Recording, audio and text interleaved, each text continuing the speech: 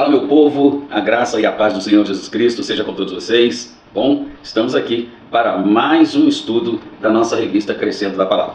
Hoje vamos falar na lição número 12 sobre o tema Vencer ou Desaparecer. Esse tema diz respeito às igrejas locais.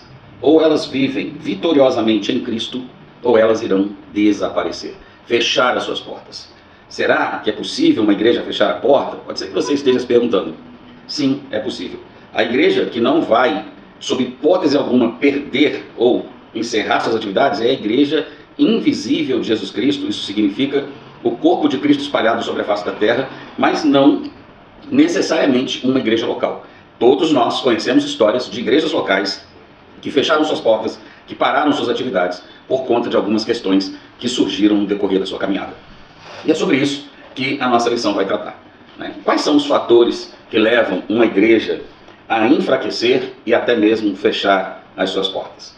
Para esta lição, o nosso querido pastor Gabriel, autor desse texto, nos apontou alguns caminhos, 3 para ser mais exato. O primeiro deles é a ausência da providência de Deus.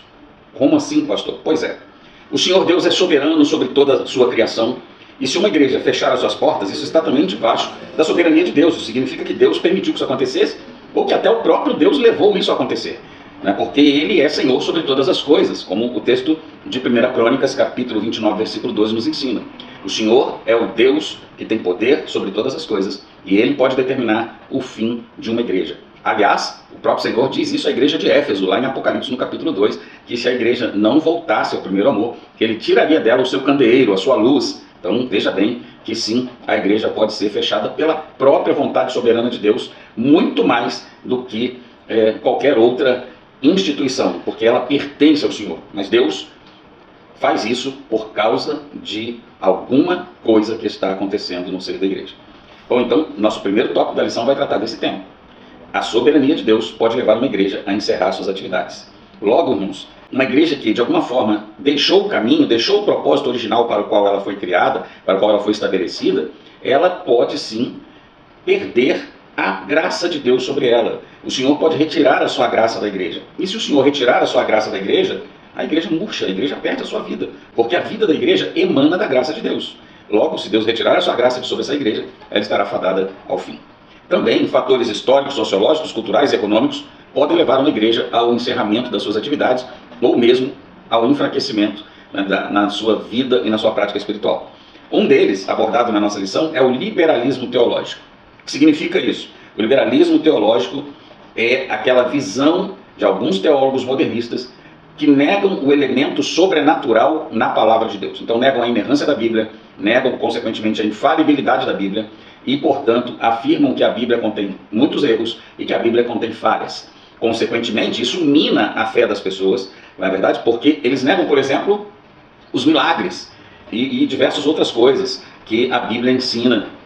Negam que o Gênesis, sobretudo os capítulos 1 a 3, não é literal, ele é alegórico. Ora, se o Gênesis, capítulos 1 a 3, é alegórico, então não existiu pecado original.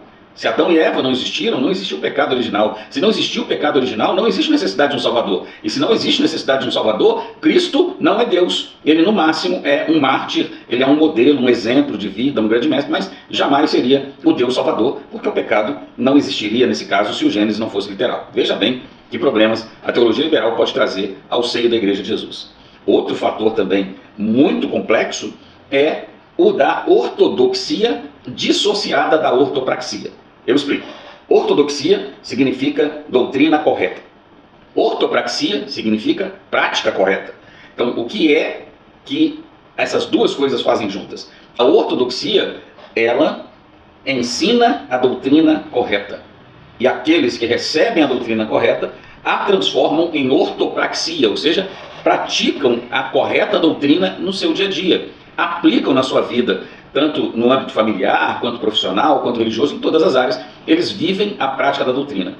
Há igrejas que não praticam a doutrina, ensinam corretamente, ensinam o evangelho corretamente, mas as pessoas não colocam em prática. Muitas vezes, nem mesmo a sua liderança pratica aquilo que é ensinado. Então, se há uma dissociação da ortodoxia com a ortopraxia, infelizmente, essa igreja está desviando-se dos propósitos de Deus para a sua vida, porque ela não está comprometida com as práticas exigidas pela sã doutrina, como Tiago, o bispo de Jerusalém, nos escreve no capítulo 1, versículo 22 da sua epístola. E, obviamente, isso vai levar a igreja ao enfraquecimento e até mesmo ao fechamento das suas portas, ao fim das suas atividades.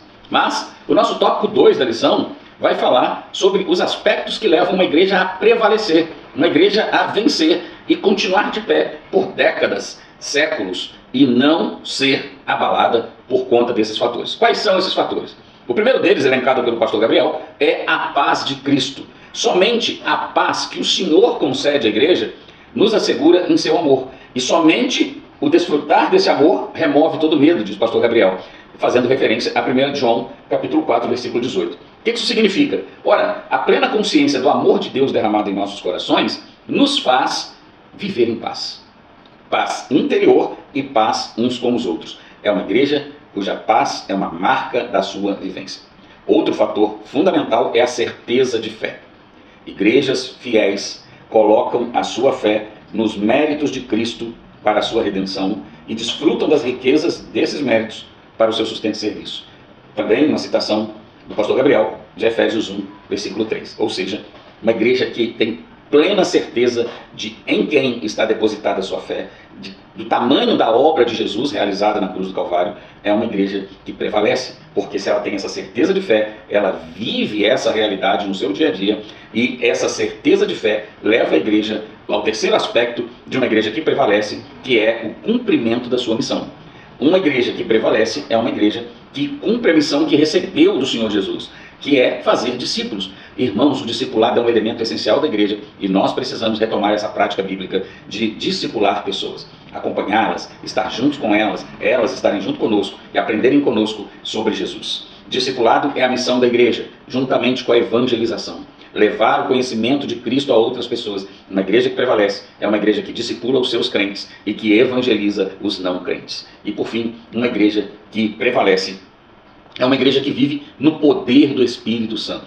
Uma igreja que prevalece não abre mão da presença do Espírito Santo no seu dia a dia, na sua vida. A missão que Deus conferiu à igreja, ela só pode ser cumprida com a assistência do Senhor Espírito Santo. É impossível ao homem, com suas forças, com suas habilidades, com seus méritos, conseguir cumprir a obra de Deus. Somente o Espírito Santo pode fazer isso. Portanto, o poder do Espírito Santo na vida dos crentes é essencial para que essa obra aconteça. Logo, devemos ser igrejas que buscam a Deus em oração, que clamam pelo Espírito Santo, pelo revestimento do poder do Espírito Santo, para que possamos manifestar os dons de Deus e cumprir os propósitos de Deus para nós. Bom, em suma, estes são os tópicos da lição de número 12, que falará sobre a igreja que prevalece ou a igreja que é derrotada e que desaparece. Que o Senhor nos ajude a ser a igreja que prevalece. Que você, meu irmão, minha irmã, que eu, cada um de nós, nos comprometamos como membros da igreja local a sermos contribuintes nesses elementos, de nos encher da paz de Cristo, de alimentar a convicção da nossa fé, de cumprir a missão e de buscar o poder do Espírito Santo, para que, através de nós, de cada um de nós, comprometidos com Deus, nossa igreja seja uma igreja que vence, que prevalece e que permanece de pé em sua comunidade, fazendo diferença para a glória de Deus.